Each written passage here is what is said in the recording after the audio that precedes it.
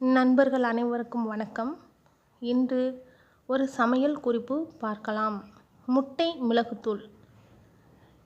இது செய்வதற்கு தேவையான பொருட்கள்: முட்டை 4, மிளகு 1 தேக்கரண்டி, நெய் அல்லது உங்களுக்கு பிடித்த எண்ணெய் 25 கிராம், உப்பு தேவைக்கு.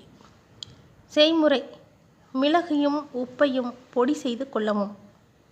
அடுப்பில் தோசை கல்லை வைத்து சூடானதும் சிறிது நெய் விட்டு அல்லது உங்களுக்கு பிடித்த எண்ணெய் விட்டு முட்டையை உடைத்து அப்படியே கலக்காமல் ஊற்றவும். மிளகு உப்புத்தூளை மேலே தூவவும். சுற்றிலும் சிறிது எண்ணெய் விட்டு ஒரு பக்கம் வெந்ததும் மறுபக்கம் திருப்பி போட்டு சிறிது எண்ணெய் விட்டு அந்த பக்கமும் இந்த பக்கமும் வெந்ததும் எடுத்து விடவும்.